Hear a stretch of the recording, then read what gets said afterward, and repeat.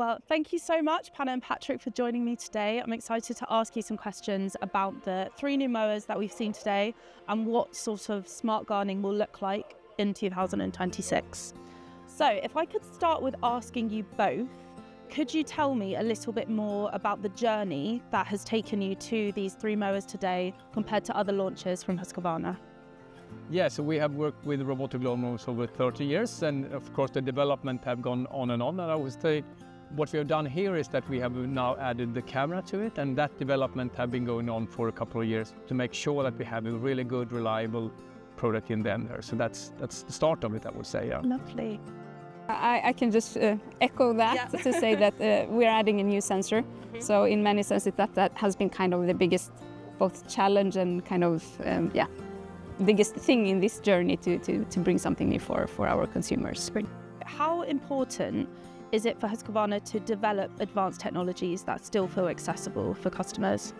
Our main kind of drive is to make purposeful solutions. So not necessarily to drive tech for tech's own sake, so to speak. So as soon as we find something that actually brings value and is something that fits our platform, then we are, of course, that's where we put our focus. And Patrick, so when developing these new models, how does Husqvarna decide which innovations add value instead of complexity?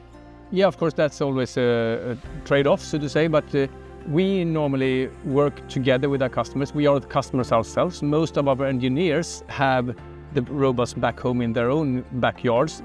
And by that we understand quite a bit what are the needs that are out there. So that is a big thing, so that we try to understand what is the need, and then we develop a technology after that need, rather than developing a feature because we have a technology. So that's the way we try to work.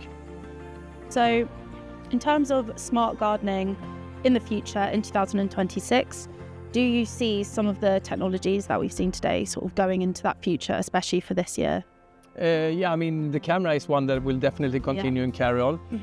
We see that the camera will, I would say, add other features later on in the run. So today it's here to detect objects, to make it more reliable and robust.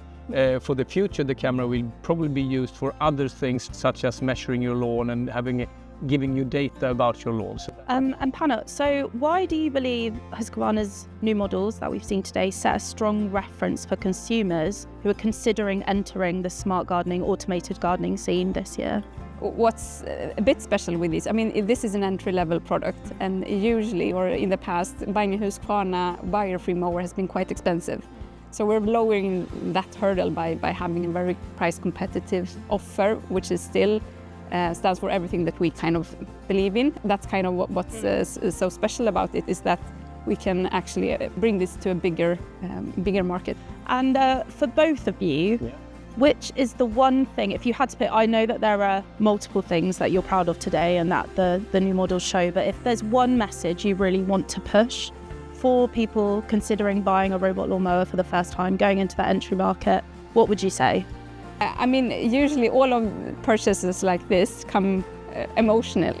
You don't maybe think rationally, but think what you want to have in your garden for a longer time, and make that choice based on that. Like, what do you think I will like, not only today but also tomorrow? Yeah, I would say that make sure to choose a product that is really reliable, and then make a brand that stands for reliability and durability. So I think that is what you should aim for. And then, of course, adding functionality to that is useful for you. Look at that, and then that's the one you should choose. Fantastic, lovely. Well, thank you so much for joining me. It's great to hear more and see the models themselves. And I'm looking forward to seeing what Husqvarna does next.